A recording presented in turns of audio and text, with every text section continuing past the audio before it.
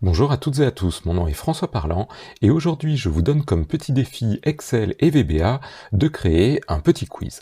Admettons que vous ayez une liste de mots français, anglais dans une feuille Excel. J'aimerais que on vous demande de traduire un mot, par exemple ici bonheur. Si par exemple je mettais que c'était happiness, j'aimerais qu'en cliquant sur le bouton, ça me dise oui, tu as bien répondu et que ça me donne la bonne réponse, et que quand je reclique, ça passe au mot suivant.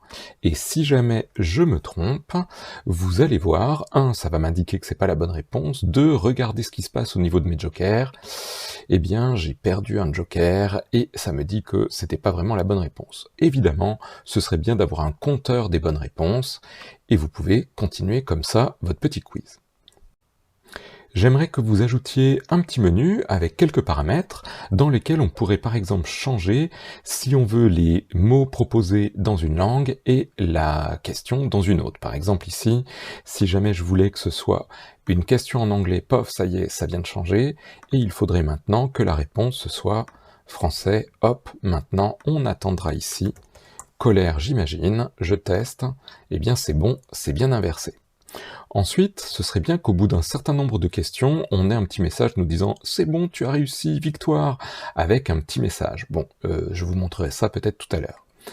Si on a une grande liste de vocabulaire, ce serait bien qu'au lieu de recommencer toujours au premier mot, eh bien on puisse dire par exemple « Je veux commencer au 8e mot » et hop, ça y est, on est passé au 8e mot, et maintenant, si je fais hop le suivant, je vais avoir le 9e mot, comme ça j'ai pas besoin à refaire la liste depuis le début. Enfin, ce serait bien de savoir si on veut la liste des mots dans le même ordre qu'il nous est proposé dans Excel, ou si on préfère avoir de l'aléatoire. Enfin, vous pourriez dire, est-ce que ça compte, est-ce qu'il faut vraiment écrire ou est-ce qu'on n'est pas obligé, et dans ce cas-là, on pourrait passer sans avoir à mettre de réponse.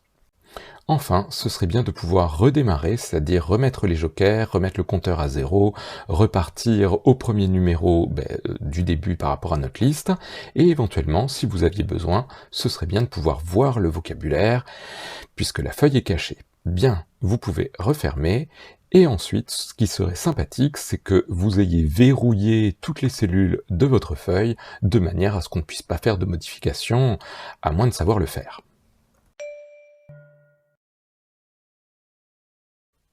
Contrairement à ce que vous pourriez penser, à ce stade, ce que l'on va chercher à repérer, c'est pas votre capacité à vraiment faire du code, c'est au contraire toutes les compétences qui sont à mettre en place en amont.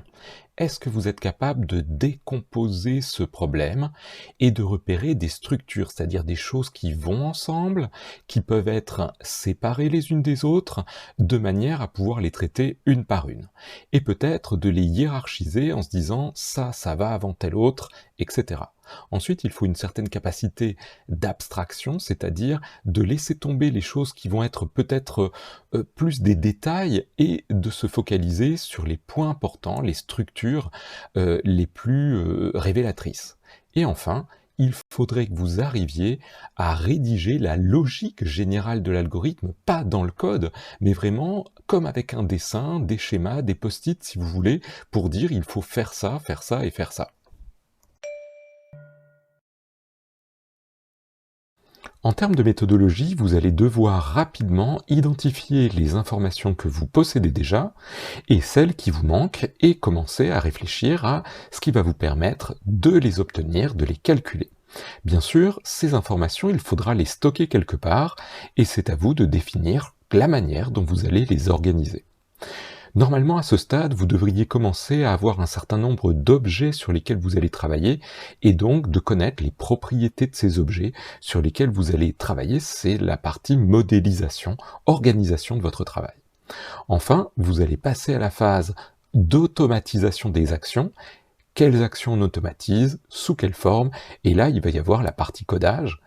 Et ensuite, vous devez essayer de progresser par un cycle de simulation, c'est-à-dire je fais la plus petite chose possible et ensuite je la teste. Si ça ne marche pas, ça n'est pas la peine d'aller plus loin, c'est qu'il y a quelque chose à corriger ou à faire autrement.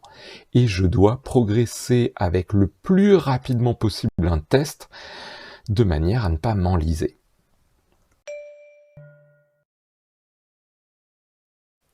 Selon votre niveau, si vous êtes débutante ou débutant, dans Excel et dans le VBA, vous pourriez traiter ce problème en faisant beaucoup de choses dans Excel avec des formules et en vous servant de très peu de VBA et cela fonctionnera très bien.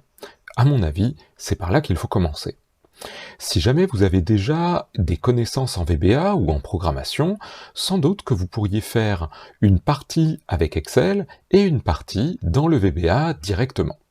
Enfin, si vous visez un grade d'experte ou d'expert en VBA, je pense que vous pourriez tendre vers beaucoup de choses en VBA, notamment par exemple avec un user form, et très peu de choses dans Excel. À mon avis, cela nécessite quand même beaucoup de compétences pour y arriver du premier coup.